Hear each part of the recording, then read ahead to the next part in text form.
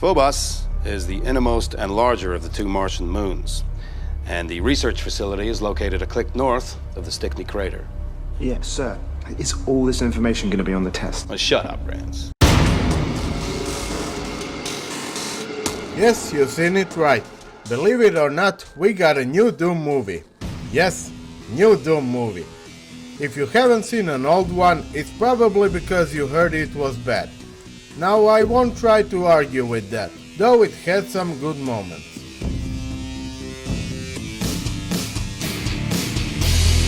It also had a better known cast, including Dwayne "The Rock" Johnson, Carl Urban and Rosamund Pike. Then it also had a higher ambition, much bigger budget, and was released in cinemas around the world. But that didn't help, since the bad script and the mind-boggling core concept doomed it all from the very start. This new movie, however, is not a sequel to that one. If anything, it's mainly the reimagining of it. But did that make it any better? Well, let's see, shall we? If I wasn't checking out Doom News, I wouldn't even notice that the new movie came out. Hell, even without marketing, the movie got such exposure that game developers had to make a statement that they're not involved in it. Probably the only thing going for it was the timing, because ever since the success of a Doom from 2016, the Doom name exploded and now is bigger than ever. With the buzz around the return of Doom 64 and then recent upcoming release of a true sequel, Doom Eternal. It's a low-budget sci-fi movie going under the radar straight to DVD, Blu-ray and digital distribution. This isn't necessarily bad, but does constrain the creative freedom extremely and leaves no room for errors in order to be successful.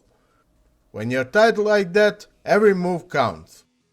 The movie tries to retell the same story, but ironically stumbles on the same steps. Humanity is starting exploring the space and is looking up to settle outside of planet Earth.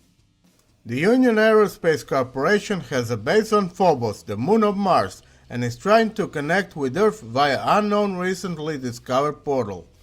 When they decide to use it, all hell breaks loose. That's the classic Doom setup. Can't believe you're bringing that weak ass shit. You got your toy. I got mine. Then the main story starts, as the squad of Space Marines is sent to the base to investigate and address the loss of communication with Earth.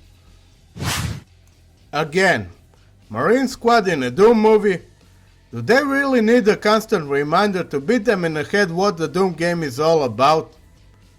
But the real pain starts though when they actually go to investigate.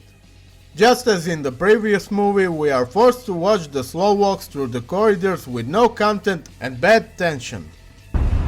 Harry, where are we going? You know when the action starts? At the 30-minute mark.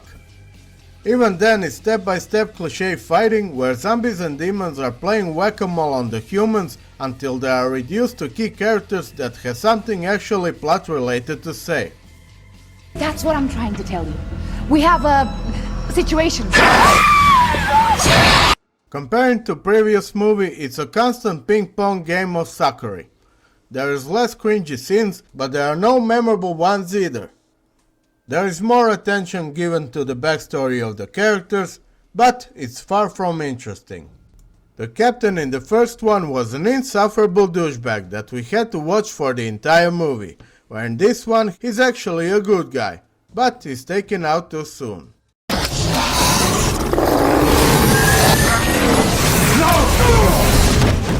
There are much more accurate depictions of the demons, but they're really not looking any better. And lastly, there are many more elements and references to the game, but without any logic, subtlety, and will not make the movie better just by themselves. It is clear by the numbers corporate board checklist, without understanding. The portal to hell? Check. The Doom-free hell station? Check. Keycard? Check. Secret level? Check. Mad Doctor with sinister intent? Check. Zombie scientists? Check. Imps and their fireballs? Check. Chainsaw? Check. BFG, check. Original game cover pose, check. Joanna Dark. Wait, what? Aliens? Blazkowicz? Okay, that's enough.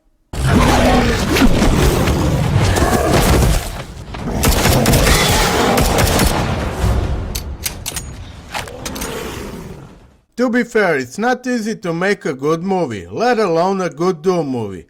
But if anyone tries to actually do it, they simply need to have a good backing, be free of corporate politics, make up their goddamn mind, make a good script, and just absolutely go for it. Asshole!